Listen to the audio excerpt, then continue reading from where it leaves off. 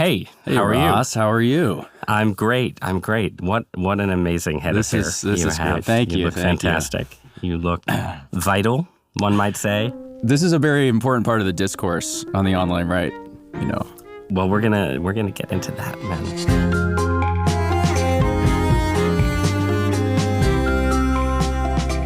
For New York Times Opinion, I'm Ross Douthat, and this is Interesting Times. There's been a lot of talk about a vibe shift in American life since Donald Trump's return to power. A shift not just in American politics, but in American culture, where right-wing ideas and influences are suddenly driving or shaping the conversation, and a progressive cultural consensus is cracking up. And one way I've been thinking about this is in terms of a phrase that is traditionally applied to the left, and that phrase is counterculture.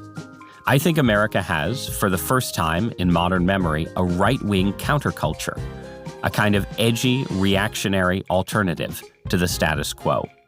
And so I thought one way to talk about that counterculture was to invite someone who I see, we'll see if he disagrees, as one of its representatives. And that's you, Jonathan. So Jonathan Keeperman, welcome to Interesting Times. Ross, it is great to be here. We've known each other for a while, online, of course, and Purely as digital entities, well, yes. you know, I'm seeing your face across from me on the screen, and I'm reminded of watching Blogging Heads, like from, 10, maybe even 15 years ago. So we've come a long way. Oh, that is Blogging Heads. That's a deep cut. So that shows just how far back your online experience really goes. Yeah, to the that's days right. when I had more hair and it was, me and other junior varsity pundits arguing on the internet. But I think, and you can correct me about this, I think the first time that we actually seriously interacted on the internet was after the 2020 election.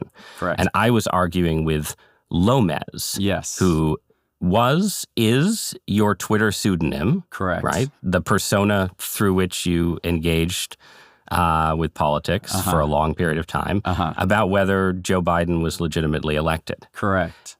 And at that point, right, you had a dual identity. As Jonathan Keeperman, you were still, right, a lecturer in English at UC Irvine? Correct. That's right. And then you were Lomez, a right-wing anon is the term that people use. That's right. Who wrote pseudonymously online. And then, so that was 2020. And then in 2022, you founded a right-wing publishing house called Passage Press. And that, I would say, raised your profile pretty dramatically to the point where you were important enough to have your real name exposed by a reporter for The Guardian. Correct. In 2024. And then by January of 2025, just recently, you were notable enough to host one of the big inaugural balls, which was called the Coronation Ball.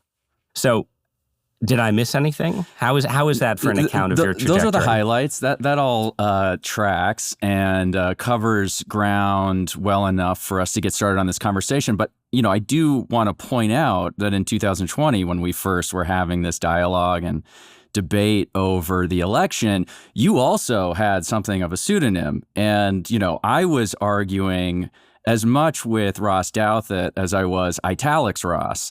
And Italics Ross, you had written at least one column, maybe two, in which you sort of made the case for why Trump might be a superior choice to lead the country, despite the amount of chaos that we'd have to endure under his leadership. And really, I was trying, if I remember the whole episode correctly, to sort of get Italics Ross closer to the surface of, the real Ross, the underlying Ross. So we all are trafficking in certain kinds of multi-identities, I guess. Yeah, I mean, I think, so those were columns that I wrote where I essentially deliberately cultivated a kind of split personality and drew up out of my Jungian subconscious a version of myself that would be pro-Trump, right? So I was never for Trump. I was part of Never Trump, whatever that may have been way back in the past. And I retained a basic view that it was a mistake for conservatives to sort of lash themselves to the Trump phenomenon. And So for me, it was like, all right, Italics Ross was not the true Ross lurking below the surface. That wasn't how I thought about it. But I thought about it as, a set of ideas that certainly existed in my consciousness, right? And that were really useful for understanding sort of where American culture was, why people supported Trump, and that New York Times readers needed to engage with. I'm curious, before we sort of dig into the ideas themselves, was there like a moment when you felt a kind of shift in the culture just in the last few years where it seemed like, you were going to exist as yourself, as a public figure, instead of as an anonymous arguer online? Yeah, it's a good question when that might have happened. There certainly was a shift. But what's probably happening here is just the same old cycle of leftist excess that we've seen periodically over the course of American history, at least going back, to Second World War and probably even before that. There's a kind of decade of sort of leftism that takes hold, creates a kind of counterculture. There's a period of pushback, and we saw this, like, for example, with the original neocons in the 70s. We see this cycle then play out again in the 90s with political correctness, another basically 10-year cycle. And then all we're just seeing is this same pattern emerge in the mid-2010s. I identify 2014 as this inflection point. That was the year of Michael Brown and Ferguson and the kind of rise of BLM. It's also this interesting period where the Academy, at least, and I think probably this is happening within newspapers and media, is coming out of this interesting transition into the digital age and out of the recession, and there's like new incentives kind of driving the content. And what happens there is that a bunch of conservatives, and especially sort of younger conservatives who are frozen out of the conservative movement, are frozen out of mainstream politics, are frozen out of the kinds of professions where they might have a platform to express new ideas that might regenerate conservatism, go online and go underground and start developing a unique and sort of native style of discourse, all our own. And as that cycle of progressivism just naturally exhausts itself, which it always does, and it takes new form each time, but it kind of always follows the same plot. What we're seeing now is the emergence of this conservative, some people counter-elite or countercultural force simply emerging in place of where the progressives have vacated. We could come up with all sorts of like. But that's a boringly respectable story, Jonathan. Okay. And I don't believe it. I mean, I do believe it, but I think what you're describing there is a description of the trajectory that you see, for instance, with my former colleague Bari Weiss, right, and her publication, The Free Press, which has been tremendously successful and has represented sort of a meeting place for former liberals disillusioned by progressivism, various eccentric people who wouldn't have called themselves conservative but have ended up on the right. Passage Press, you're not publishing, a sort of respectable libertarian critique of the welfare state. Sure. You're publishing, fiction, weird stories, and radical philosophy. You published the Hardy Boys, the original Hardy Boys, before some sort of multicultural PC cleanups. Correct. You publish a war memoir by a Russian general who fought against the Bolsheviks. Yeah. You publish writing by Robert E. Howard, the creator of Conan the Barbarian, H.P. Lovecraft. But someone like Curtis Yarvin, who is an example of an author you've published, right? Curtis Yarvin thinks that the United States should become a kind of based monarchy run by some kind of, Silicon Valley-esque chief executive with a dissolution and revolution of the order of government in Washington, D.C. Nick Land is another example of sort of subterranean far-right intellectuals who would not have fellowships at the American Enterprise Institute, right? Correct. Who would not operate in mainstream conservative or sort of centrist or center-right circles, right? So tell me about that stuff. Okay, so yes. So what are we trying to do? So we're trying to revive what is a genuine right-wing cultural and ideological I hate the word movement because it's not quite that, but a right wing that can form an enduring and meaningful counterweight to a dominant left and a dominant sort of progressive march that we've seen taking place over the course of, let's just say, the post-war period, certainly from, the 90s and the end of the Cold War up until now. And the premise there is that the conservatism that came before, I was recently looking at a picture online of a book called Young Guns featuring Paul Ryan, Eric Cantor. I am familiar with this cover. Okay. Yes. Eric Cantor, Paul Ryan, and Kevin McCarthy. Yeah, Kevin McCarthy. Okay, so that's the image of the sort of failed conservative movement that what this new set of figures and cultural texts are trying to replace.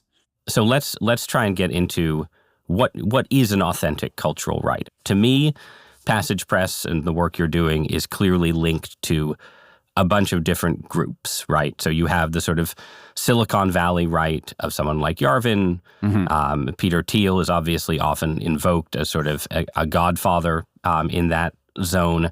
There is the Red Scare podcast, mm-hmm. right? And the so-called Dime Square scene in New York, which is basically, and again, for listeners who think this is a contradiction in terms, it's basically right-wing hipsters. Yeah.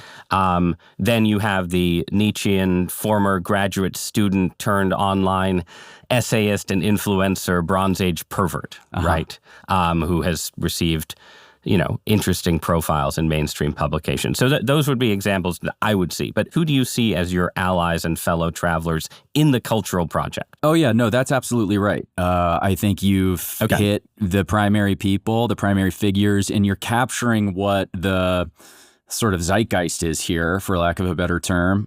And it's still sort of being developed, and I'd be lying to you if I said that I had some intentional project here or some intentional aesthetic that I was trying to cultivate with this. But so the idea is that the future is discovered. Okay, we're not going to be able to predict ahead of time what this new sort of culture will look like. It is throwing these ingredients out there based on a kind of shared understanding at the highest level of abstraction, some kind of alignment that, at least for now, is defined in opposition of both the left, okay, and like wokeness, which is easy, but it's also defined in some sense in opposition to the conservatism that has come before. Not because it's antagonistic towards that kind of conservatism per se, but that kind of conservatism is limited in what it can produce creatively.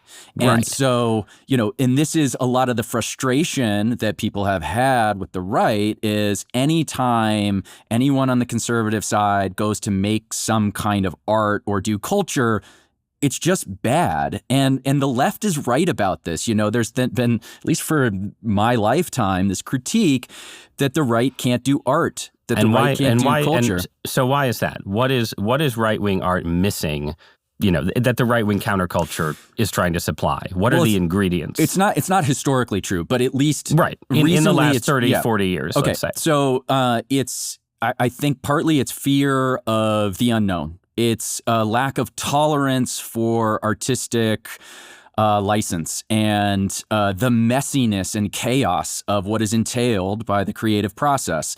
And it's just the case that if you are going to embark on a new cultural project, you have to have some amount of taste for offense. And, okay, I'll say this. There's probably three aspects to why conservative art is bad or has been bad. And this is reductive, of course, but this might help sort of frame things. It's moralistic. Okay, it's much too moralistic. It's didactic. It's always trying to tell you a self-consciously conservative message. It's overly sentimental. And then there's also this nostalgia thing. It's always looking backwards. And conservative art is always looking to the past because it's familiar. It's something that's already been established. It's something for which they already know what they're supposed to like, what's good and what's not good. So there's no risk in trying anything new. And then the third thing I'll say here is that it's grievance oriented. And this comes in two forms. It's either we're owning the libs, or here's a story about all of the ways the libs are making our lives unbearable. Well, I want to make this just a tiny bit more concrete and say, from any period, not the last 20 years, any period in American life, modern Western history, give me an example of something you consider successful right-wing art that doesn't fall into the traps you've described.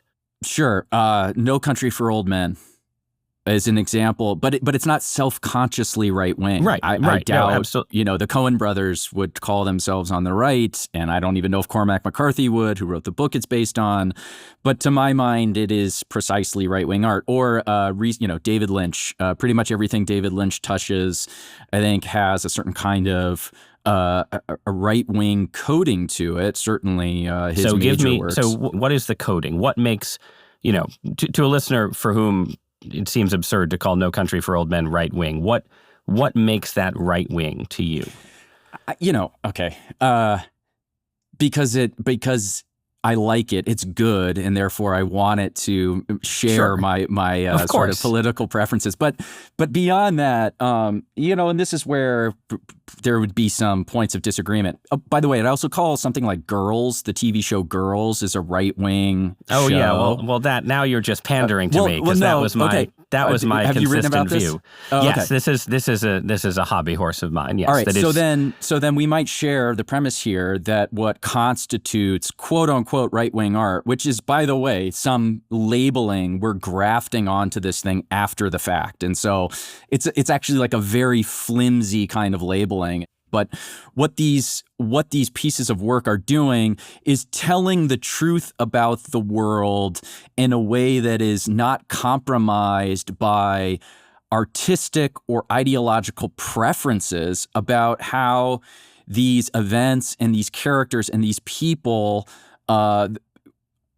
what like society wishes were true about these people. So my thing is that if you are telling the truth about the world, then you are going to make right-wing art. But isn't that then a little circular? Then you're saying all great art is somehow right-wing. Like, to me, for instance, I feel like, a TV show that I've enjoyed is Andor. It's one of the few Star Wars shows that I've enjoyed. I see that as kind of left-wing art. It's a show that uses the background of the Empire and the Star Wars universe to tell a story about sort of, punishing militaristic tyranny and resistance to it in ways that are sort of left-coded, but also it's a really good show. Whereas I would look at Girls and say, look, in the end, it's a scabrous satire of a particular kind of upper middle class, lifestyle in a liberal city. And so it is coming from a right-wing perspective. I feel like, do you think can there be great left-wing art from your perspective?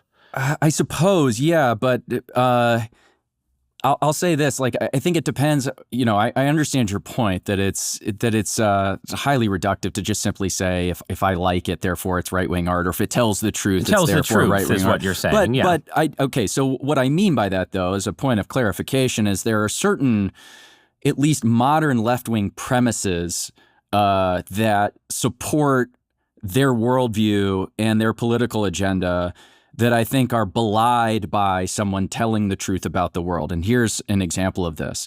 The left sort of takes as a foundational principle of its politics the idea of equality, that there's a kind of flattening of people, and that through carefully managed social engineering, we can produce a society that either levels out any kind of natural hierarchy or produce a system that somehow can wrangle these natural, almost supernatural sort of entropic forces that, are constantly creating chaos and constantly requiring our maintenance and management and authority to deal with. Okay, good. That's what I was looking for. Yes. So this takes us into one of the phrases that I think gets used to describe what the counterculture is up to. And I know you're ambivalent about this phrase, but it's the idea that gets called vitalism, right? Which is this term that means, let's say, a celebration of individuality, strength, excellence, and an anxiety about equality and democracy as, and just the way you described, as leveling forces, enemies of human greatness. And it gets connected to Friedrich Nietzsche. Sure. I think there's a Ayn Rand who's, a very popular novelist on the American right. Whatever you make of her actual books is in some sense in this school.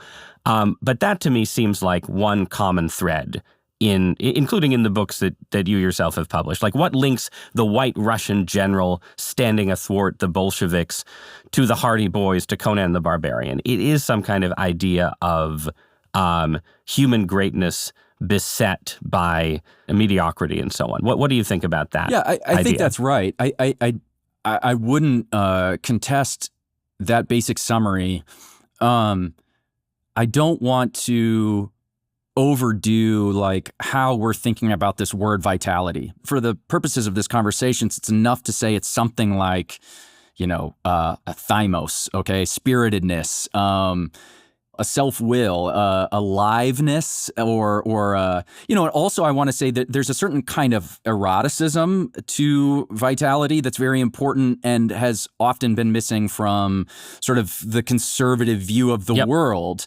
And that, I think that's a mistake. I think you're leaving something very important on the table by not grappling with this notion of eroticism and what that means and why it might be valuable, especially, and here's the premise we're starting from, and I think, Ross, we share this view that we're reaching this phase, whether it's cyclical or there's sort of this longer term linear path of kind of civilizational exhaustion, decay, decadence.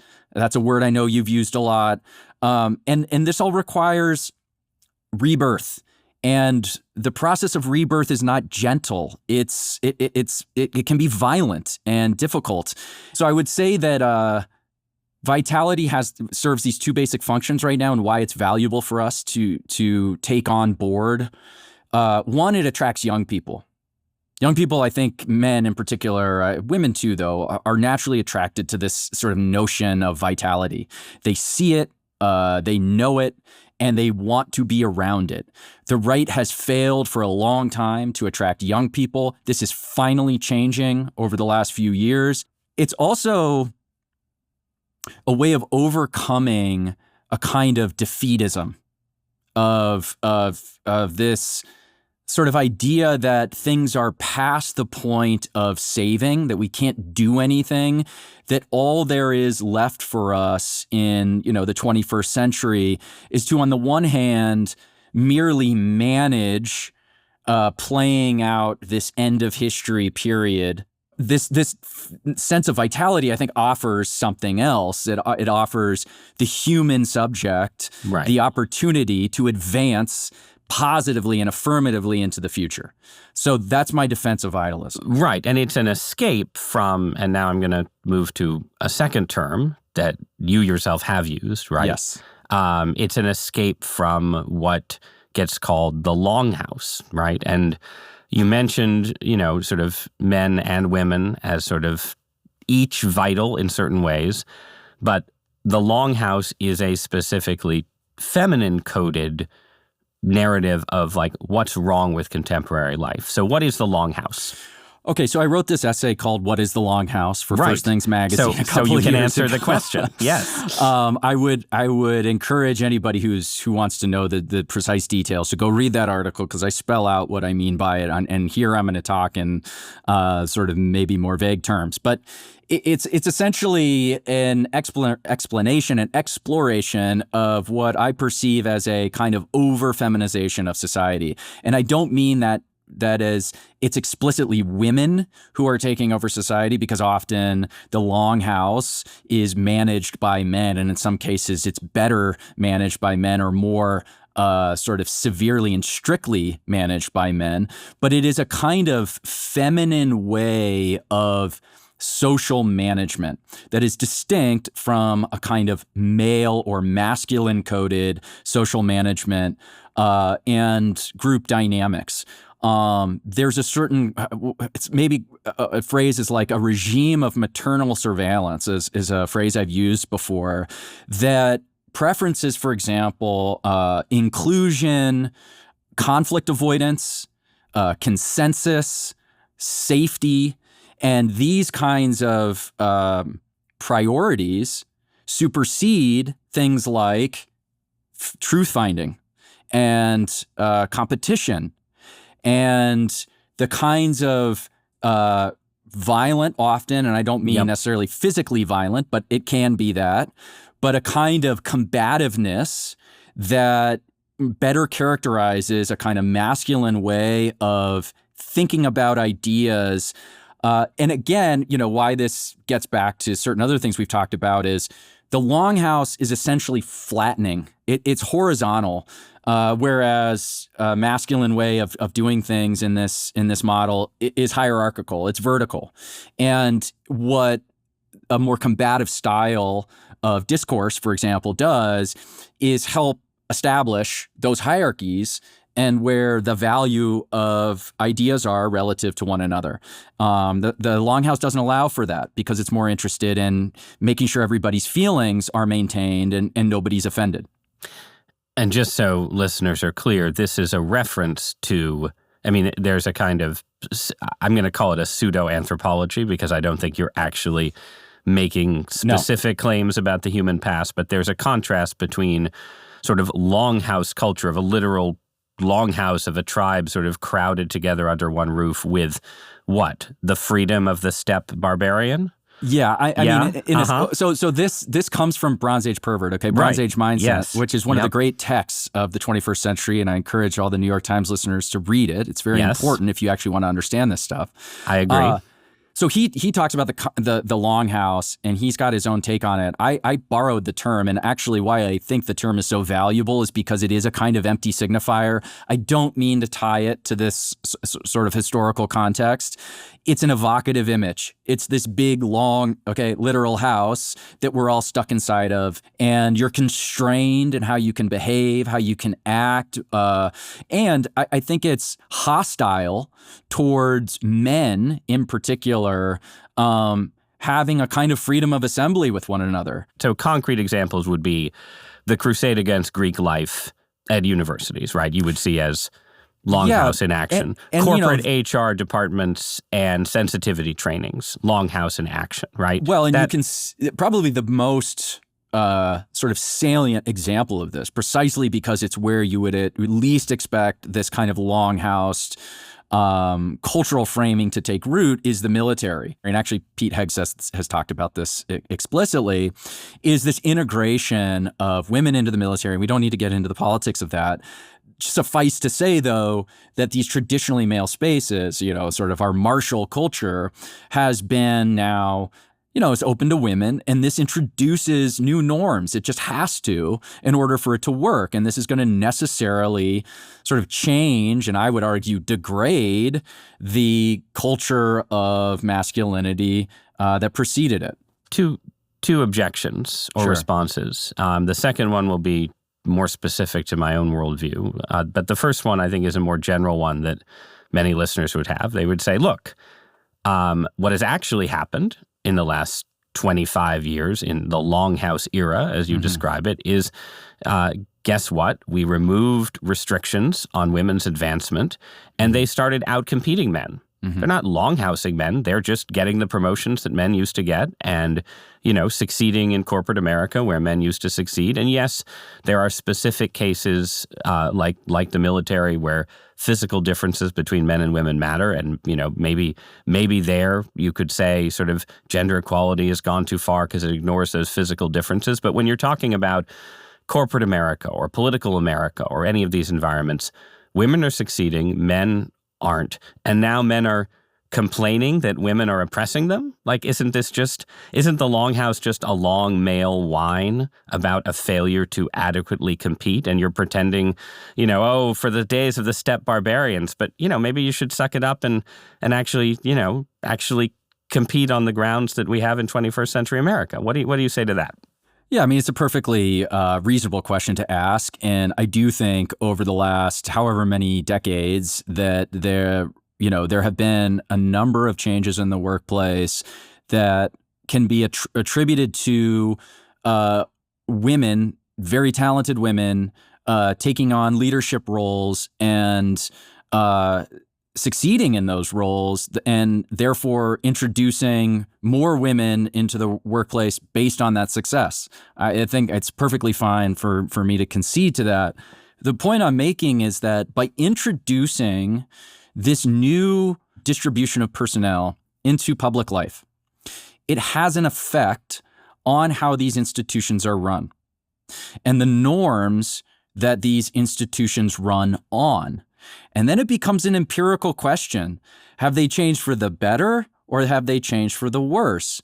And I think most people look around at the various institutions, whether it's media, whether it's academia, whether it's the corporate boardrooms that have, found themselves in all sorts of, spasms over, DEI stuff over the last decade. Are they more efficient or are they less efficient? Are they working properly? My argument would be that very self-evidently, the institutions in which all of these changes have occurred are now performing worse than they used to. And that is at least in part attributable to this change in norms. And this change in norms, in turn, is attributable to this change in personnel. All right, now a more personal objection rooted in my own religious commitments, which is that, as you say, I have a lot of sympathy for the broad view that late modern life has become decadent, and some kind of sense of possibility, some kind of sense of action, some kind of sense of human capacity is really important to getting us either out of this trench or through whatever weird bottleneck digital life and AI are going to create. I agree with all of that. However, I'm also a Christian, right? And all of the authors that I've mentioned who are part of the vitalist tradition, Nietzsche, Rand, Bronze Age pervert, see themselves operating in opposition to Christianity. They see Christianity as fundamentally, it's either, it's a religion of the weak, it's a religion of women, perhaps, it's it's against the erotic, right? And so when I look at the right-wing counterculture right now, I see a force that has sort of there are people who are, really into traditionalist Catholicism and whatnot there. But there's also a lot of people who, I think, in their own story about what went wrong with the right, the normie right, the boring right of Kevin McCarthy, sort of think at some level, it was a bunch of weak, thin milk drinking Christians who didn't understand that, what is actually best in life is to crush your enemies, to see them driven before you, and to hear the lamentations of their women, right? Sure. So I'm curious, what is your attitude towards those debates? What's your attitude towards Christianity and religion? Yeah, I mean, my belief is that there's actual tremendous amount of synchronicity between these two sort of modes of operating in the world. And it's not just my belief, my favorite author, and actually Passage Press comes from the book Forest Passage by Ernst Jünger. And there's a great book of letters between Jünger and Martin Heidegger. And Jünger's view, actually, is that none of this kind of vitalism, none of this is sustainable without religion and actually Christianity specifically. And that our idea of poetics and sort of the inscrutable forces of the universe against which our, individual will is being tested at all times, and which a kind of vitalist view of the world is insisting we're constantly pushing against, all has to be sort of live inside of this framework of Christianity. So I don't think these things are incompatible. But Jünger, right? Yeah. If I'm remembering his trajectory correctly, right? Yeah. He's part of the German Reich. Correct. He's not a Nazi, but he serves in the Third Reich. He's not someone who listeners should think of as like Heidegger, who just sort of goes Nazi in that way. But he remains very much on the anti-liberal right throughout that period. And my sense of him is that he did have that sort of a view of Christianity, as you described, to some degree, but it was sort of Christianity as a kind of useful force for resisting, the degradation of modernity and so on. And then he does actually become a Catholic in very old age, right? So it's like you get to be a vitalist, for many decades, and then at the end you're like, all right, time to succumb to full Christianity. And it just seems to me that even in vitalism, there are people who are anti-Christian, like Bronze Age pervert, like the Nazis, right? Well, and then there are people who want to put it to use. But I'm a little ambivalent about having my religion put to use in that way. Yeah, I mean, your concern is that it's merely being sort of like cynically operationalized. Not even cynically, but it's more like Christianity is this great mythic structure that, within which we can operate and so on. And that's not what I believe about Christianity, right? So I think Christianity is a true myth and imposes constraints. I guess that's part of it, right? The Christian doesn't just think that like nature imposes constraints, right? It's that God imposes constraints as well. So, but let's not stay forever in the particularities of dogma, because I want to talk about Donald Trump. Yes. And carry us from Ernst Jünger to Donald Trump, right? And so Trump himself, right? Again, we're trying to talk more about culture than politics. Trump starts as a cultural figure, right? Mm-hmm. Anyone who's old enough to remember the Trump who existed before he became a politician remembers the tabloid fixture, the reality TV star, the self-creator whose life is, in a weird way, its own kind of work of American popular art. But you've written a bunch about Trump as a heroic figure. You've explicitly compared him to Aeneas, speaking of sort of mythological heroes. Talk to me about that, Trump as hero. What does that mean? Okay, I have a somewhat idiosyncratic view of Donald Trump as a kind of a man out of time.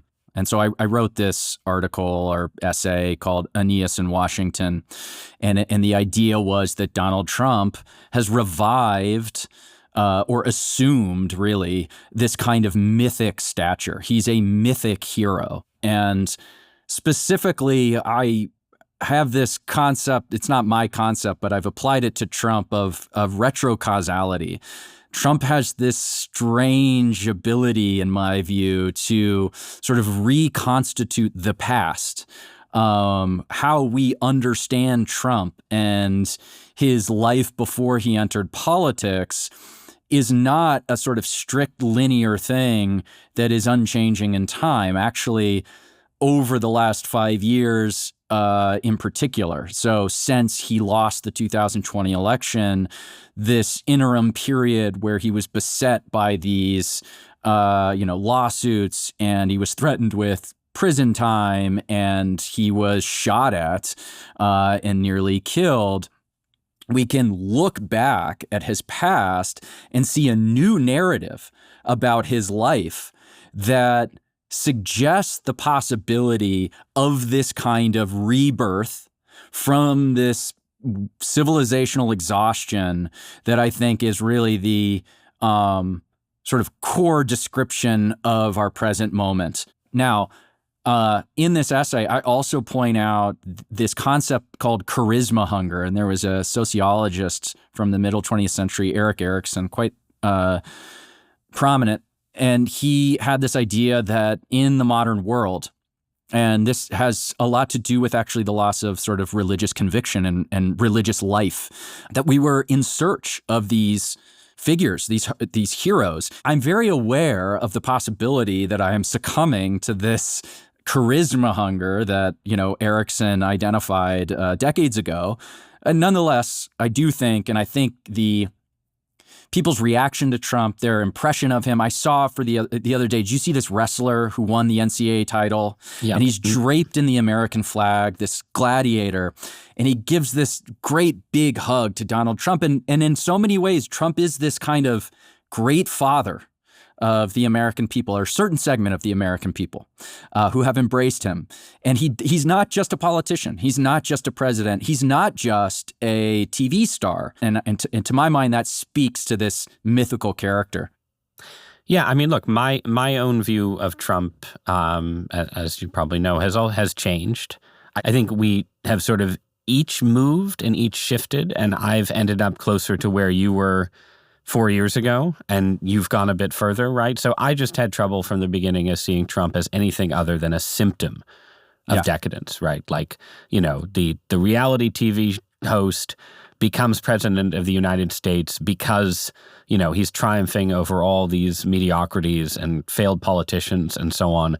But it's only and he is representing a kind of revolt against decadence. I agree, a desire for something more, but he manifests that decadence at the same time, right? That was sort of my basic take. And then over the same period that you have come to see him as a heroic figure, I've come to see him as someone who has a more providential place, a bigger place in history, who is still part of a decadent era, maybe is still more of an anti-hero than a hero, but is bigger than I thought. And there is some of that, that retro causality. Once you have Trump surviving the assassination attempt, you read that back into the past. Yes.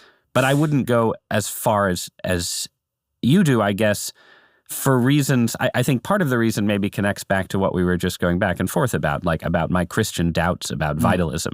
To me, I look at Trump and I see someone who has more capacities than I credited with him at the start.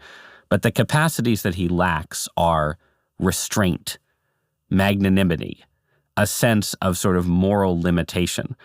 And I think that lack is connected to the fact that I don't think he's fundamentally religious. I think maybe he believes in providence now that providence saved him, but not in any kind of conventionally Christian way. And I think it's the reason why it's both reasonable for liberals to worry about where that appetitive side of him takes us, but also just to worry about sort of, again, the chaos and mismanagement and all the things that also come in from an absence of restraint. Yeah, I mean, I think that's fair. Like, but I'd also say for others who share your view here in this conflict between your sort of religious convictions and what Trump might represent, this is squarely within our sort of civil religious tradition. I mean, if you think about the way that for most of our history, really up until like the Obama years, we thought about our founding figures and the way that they're presented in art and the way they're written about in our sort of political and sort of civil religious texts, they are quite explicitly sort of divinely guided. I mean, the hand of God is like reaching down and moving Thomas Jefferson, who also was not, religious in any meaningful respect, and George Washington and John Adams, et cetera, and sort of placing them, the hand of fate is on top of them. And so it's not these things, like to imagine that Trump is reviving that tradition or is now occupying that same role is not in contradiction to this long tradition of civil religion that we've had previously. It might require more proof for you. You might need to see better evidence. I think the issue is more that if you see the hand of providence operating through George Washington and John Adams in the founding of America, you could see the hand of providence operating through Donald Trump in the chastisement of America, right? That like Trump is a great man of history whose role is to chastise the liberal intelligentsia and the never-Trumpers and all these groups that failed to govern America. But it doesn't mean that at the end of the day, he's actually saving America. Sometimes it's just a chastisement, right? Like that, I feel like that possibility deserves more consideration from people who have this kind of, this kind of mystical reaction to the drama of the Trump era. But I wanted to just sort of, on that question of restraint, like part of what Trump does, part of his lack of restraint, right, is, a refusal to respect any taboos, right, to sort of push through, whatever the taboos of progressive culture are.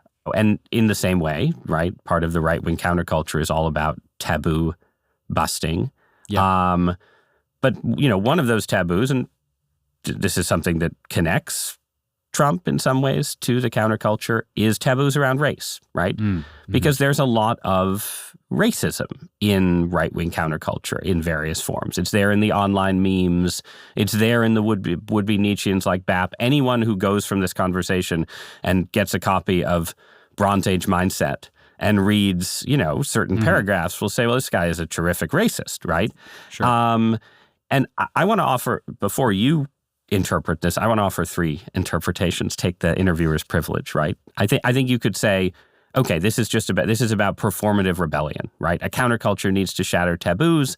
The taboos of liberal culture are around race and gender, right? Possibility two, you want to reclaim and re-legitimize parts of the American past. American past had a lot of racists, right? You're trying to restore and reconstitute a lost pre-progressive world. Okay, it's sort of inherent in the project that, you're basically trying to rehabilitate writers and thinkers who contemporary piety would try and rule out because they held, at the very least, un-PC opinions. So those are two arguments that I see as sort of justifications, complete or not, for the kind of racist stuff, right? But then there's also the possibility that there's just a serious belief in racial inequality. And maybe it's not re-legitimizing Nazism, but, if you spend a fair amount of time online, it's not that many degrees of separation from the right-wing counterculture to the, people on X.com talking about what a great artist Hitler was, such a great artist, which so anyway, I wanted to offer those as interpretations and then have you talk about, why is the right-wing counterculture racist? Sure. Well, first, let me start by saying I don't think actually Adolf Hitler was a great artist. I think he was actually deficient and technically deficient in certain ways that are very obvious when you look at his painting. But okay. The technical deficiencies of Adolf Hitler are definitely there in a few places in his life. Yes. So this is a really interesting question. And of course, it's worth addressing. And I think all of the things you said can simultaneously be true. And I think there's a fourth point I want to add here, which is sort of historically contextual. We started this conversation by trying to think back to where this current sort of moment of our cultural, social, intellectual, ideological path began.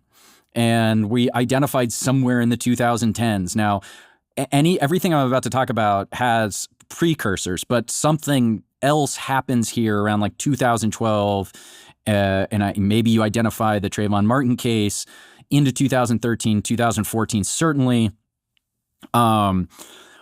There's the Michael Brown, hands up, don't shoot, Black Lives Matter. Simultaneously to that, we have a kind of a discussion happening in this country around immigration and what would happen to this country if we started allowing people in from all over the world. Is everybody the same from everywhere? And if we're going to have a sort of pluralistic democracy, what does that look like in a future where it's not a non-white, predominantly white country? These are legitimate things to think about.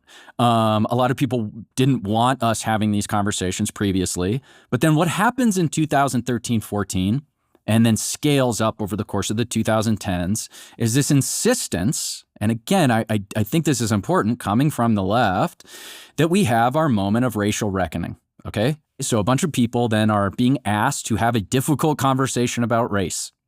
And the prevailing view, which is taken on by, the New York Times, by academia by and large, is that any differences in outcomes among people can be ascribed to this infinitely amorphous, non-falsifiable, infinitely pervasive thing called systemic racism. And this is, if not intentionally, de facto the fault of the white population in the country. So the question then is that true? are we allowed to look at the actual causes of why these discrepancies exist? And it just is the case that when you look at these differences, they are not attributable to white racism. You can actually identify causes. So I think a lot of young people online who are finding themselves getting the short end of the stick on this new regime of DEI are reacting to it in kind. And so a lot of this kind of racialized conversation is a response, is an answer to the insistence that all of these differences are white people's fault. Right. So I buy a version of that argument, right? And I think it's very clear just from like watching the culture that the sort of ascendance of certain kinds of DEI narratives, the kind of, Robin DiAngelo stuff, where it's like white people are conducting psychological self-scrutinies and so on to root out the hidden structural racism in their heart. All of that contributes to an emergence much more than at any point in my lifetime of a kind of distinct like white racial identity among some conservatives. Younger conservatives especially, online conservatives especially, people in the orbit of the right-wing counterculture especially. This is all, I guess, several different questions though, right? One, that still might be bad, right? If it's bad to have sort of a tribalist view of politics among non-whites, isn't it potentially bad to have a tribalist view among whites, even if you're creating a cultural political explanation where it's understandable? That's question one. Question two is more concrete, right? It's like, okay, how far back are you trying to turn the dial, right? And I want to keep it in culture, so I'm going to give a cultural example. I grew up, I was a big fan of the Tintin books, right? The Tintin comics, The Boy Detective, Captain Haddock, and so on. Those were a huge influence in my childhood in the 1980s, 1990s. The Tintin books are from like 1920 through 1960. One of the early Tintin books is called Tintin in the Congo.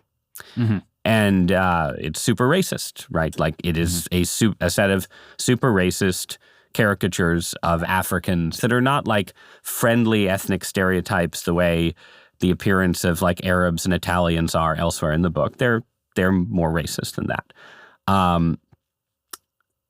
Well, I'll just be really explicit. Would you publish Tintin? Like Tintin in the Congo sort of disappeared, right?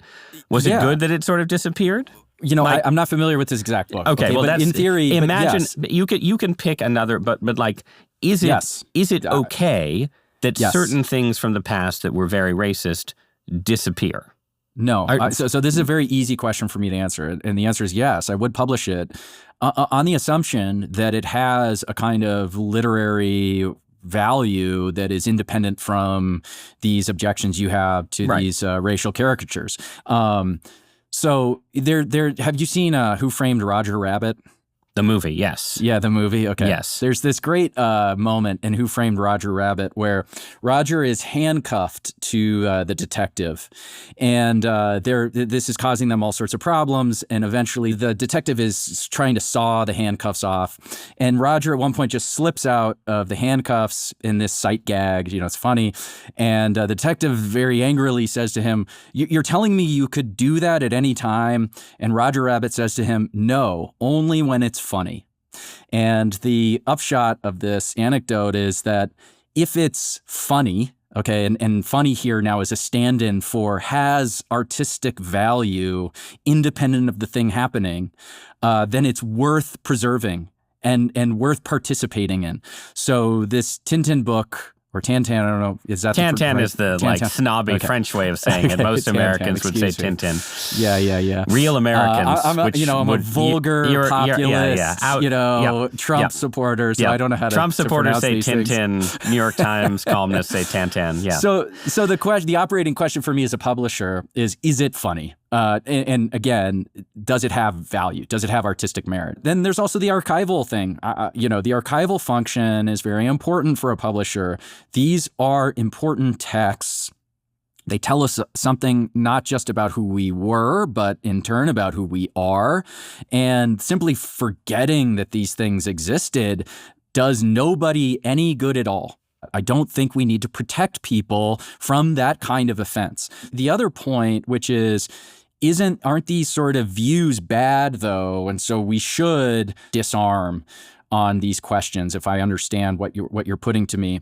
And I would say maybe kind of. It depends, because these views do have consequences that we need to properly address. And the only way to address them is by being honest about causes. So if we're talking about, for example, crime rates, and we see like uneven incarceration rates, and our answer is, well, there's over-policing. But then our solution to that is we get rid of police. Well, that creates an increase in crime.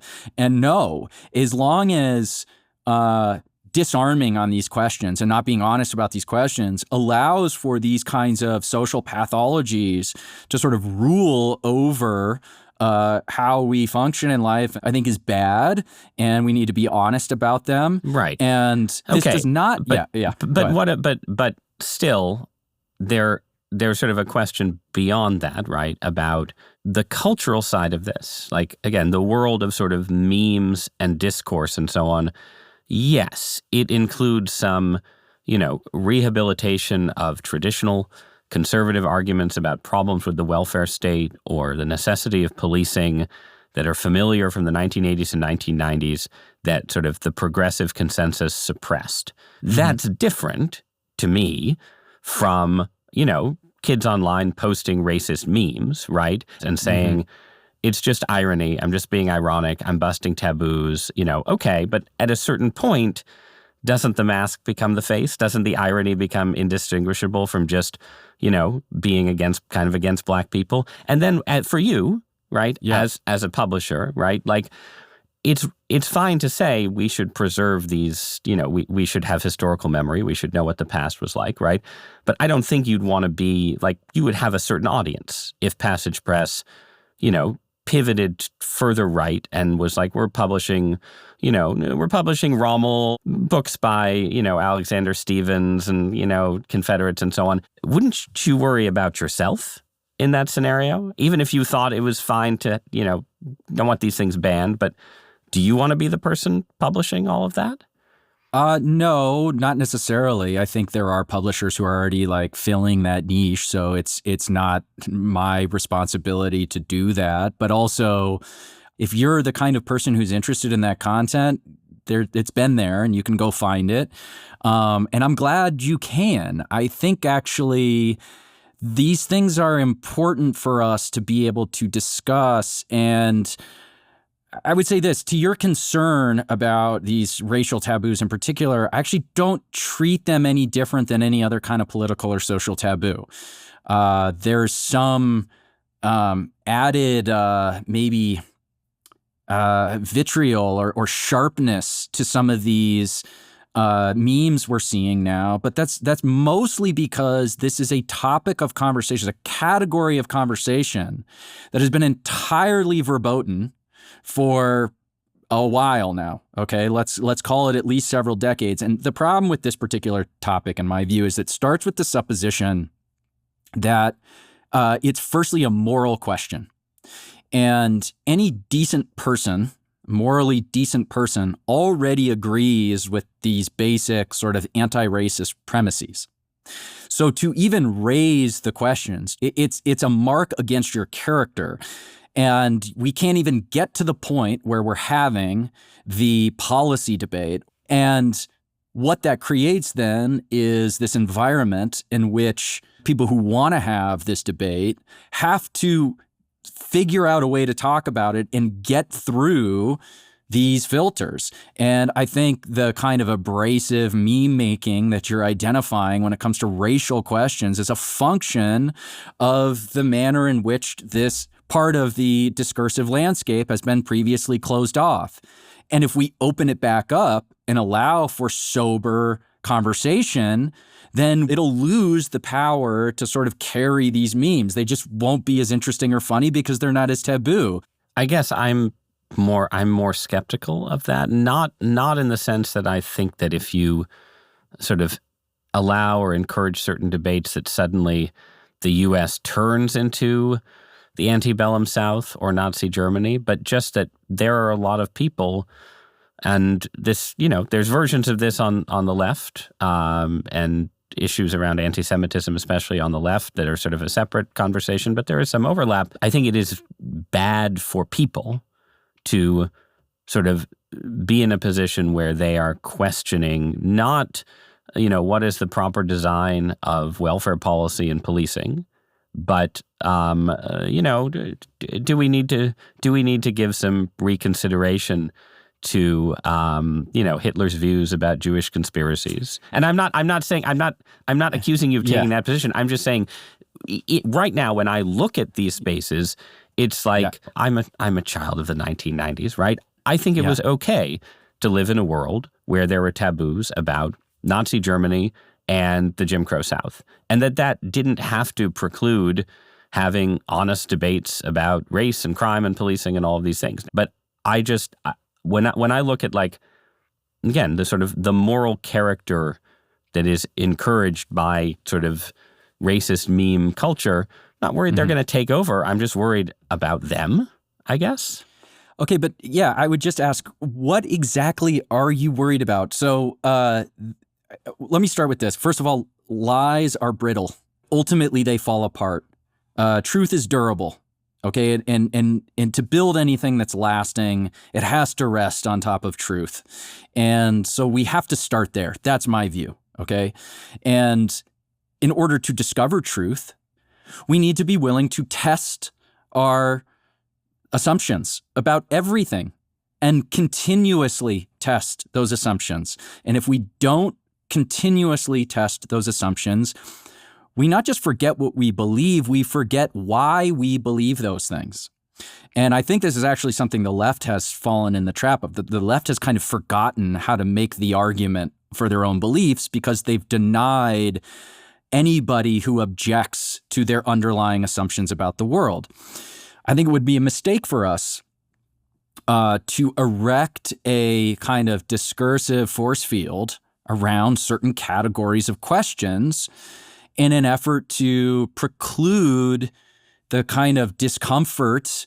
And again, this concern that you're articulating to me is very vague. I don't actually know what you're worried about. I mean, people have been questioning these narratives for a long time. David Irving has been challenging the Holocaust for a long time. Is it better to not have those conversations? I don't think it is. I think we should just let it out. It can exist in the world. Yeah, and again, this is the last thing I'll say. But I think it's partially like you started out talking about how your sense, I think you would put it this way, right? That there was anti-white racism at work in progressive politics and culture in the last 5 or 10 years, right? That correct. That there was sort of a critique of whiteness as this miasmic force that was, functionally applied a kind of suspicion and hostility towards anyone who was white, certainly anyone who was white and male, right? Correct. And I wouldn't go as far as you with that, but I don't think that's wrong. I think it was bad. It would also be bad for there to be more and more anti-Black racism or sort of anti-Semitic curiosity on the right, just because it affects our shared life. And I think, in ways that have cultural effects, have political effects. I think they have effects on the Trump administration. I think one of the ways that the Trump administration may fail, as I said before, is that this is not a racial issue per se, but it regards some of its fellow citizens with a certain kind of contempt that's a problem for a would-be great leader. I think contempt is bad. I think racism encourages a kind of contempt. And so, I don't have a single, America is going to become Nazi fear, but I do have a fear about the impact of taboo busting around race on the kind of institutions that right-wing people might build and so on. So, I mean, I understand where the concerns are coming from, I guess. I think it's unfounded. I don't think it actually will materialize into something real and something we'll have to worry about. And I think actually the alternative presents a much worse possibility. And I think we saw some of that with the Great Awakening, or, this sort of post-George Floyd 2020 sort of impulse to not just blame white people for this kind of subordinate position of people of color per se, but then make actual policy choices or institutional choices to try to level that by harming white people. And so what I'd say here is the reason that was bad was not because it pointed to racial discrepancies, but because it was wrong. It didn't pass the test of evidence. So, but the question is not just, is the discrepancy exist? The question is why. And if we don't allow ourselves to have an honest conversation about that, what fills the vacuum is the most incendiary and most harmful explanations. So it's actually, in my view, incumbent on people in positions of prominence who can look at these questions soberly, who can evaluate the evidence and make frank statements about the explanations for these disparities. All right. Let's just talk briefly about the future. How lasting do you think that the vibe shift or whatever else will turn out to be? So you're, at the start, I introduced you, right, as the host of an inaugural ball. You're appearing on a New York Times podcast, very prominent position, right? But Passage Press is a boutique publisher. And there is, we didn't really get into this, but there is a sort of obviously a more mass market side of the vibe shift, I think. The Joe Rogans and Theo Vaughn's, the sort of, and, all the way to Andrew Tate, Vitalist, right? All of that is there and part of the culture. But even that still, to me, exists in a pretty separate universe from the people who make pop music or TV or who publish mass market fiction. So I'm curious, do you see that part of the culture moving rightward? Books, movies, TV? What would that look like? Yeah, I do. I actually think it's going to be a full-scale vibe shift. And I full think scale, like Reagan era level or bigger. Yeah, I do think it very well could be Reagan era level. Now, I wasn't alive. I was alive, but I was too young to sort of remember what the Reagan era was like. You were absorbing his charisma. But I've watched enough John Hughes movies, to sort of understand how that expresses itself in popular culture. And I think we're going to have precisely the same kind of vibe shift that infiltrates these mainstream sort of media forms. Okay, here's an example. I sit around with my family every once in a while and we watch American Idol. And Carrie Underwood, who sang at the inauguration, is now one of the judges on American Idol. Just the mere fact that this massive pop star who has one of the biggest platforms in pop music is simultaneously affiliating herself with the Trump administration is enough to suggest that there is something meaningful and enduring and sort of broad about this vibe shift. You also have, I believe it's Larry Ellison's son who just bought Paramount Pictures. He is a kind of conservative. They're going to be doing these sort of Top Gun-esque films that sort of really embrace a kind of patriotic zeal, I guess you could say. Now, I warned at the beginning that it would be a mistake for conservatives to simply adopt a kind of nostalgia and sort of sentimental patriotism. So I don't hope that is all there is, but that's a perfect place for that kind of ethos and aesthetic to exist in these like big blockbuster movies. And I suspect they will. People are certainly exhausted by wokeness. So it's not just that the right and this sort of right-coded art is ascendant. It's as much to do with the fact that like Snow White, this new, Snow White release is very unpopular. People don't want this stuff anymore. And so there's going to be a natural opening for newer, more let's just say, vitalist kind of art. All right, so last question. Donald Trump calls you up, and he says, you're in charge of the National Endowment for the Arts, and you're setting up a program to celebrate America's 250th. And part of that program is you're going to ask every high school senior public high school senior, maybe, use the leverage remaining in the half-dismantled Department of Education to enforce this, to read one book and see one movie. Yeah. What do you recommend? Okay. This is good. You put this question. I'm not going to hide the ball from the audience. You put this question to me earlier this morning. Well, I wanted a good answer, right? When you ask it, suddenly they're like, "Oh, are you going to say The Godfather?" Because if good. See, there you go. That's always. I'm not going to say The Godfather. Although I did have difficulty sort of spontaneously coming up with a good answer. What one book sort of encapsulates what I'm trying to accomplish with this? So the thing I've thought long and hard about, and what I saw when I was a lecturer at UCI. There's been this kind of severing of a sort of continuity between the past and the present. And I think it's an intentional severing. And these kids, they're not well read. They don't really know anything. I mean, I spent half of my classes just teaching Wikipedia tier history, just so we can have enough context to have the conversation about the actual stuff we're talking about. So one thing that I would definitely, I think is much needed is to reestablish a kind of continuity, sort of a literary, intellectual, cultural continuity with the past. So the book I would choose for this is Moby Dick. And it's a very obvious cliche choice, but it's a thing that kind of everybody from all ages, if you're an American, this is a book you just should know. I think Moby Dick is sort of essentially American and in particular represents a kind of East Coast American founding, and it's this, man against nature and God, and there's also the sort of chaos of the plurality of the cast, okay? And it's very American in that way. It's sort of this industrious, pluralistic, almost democracy on the boat. So it's also, transcendence through conquest, okay, which is a very American idea.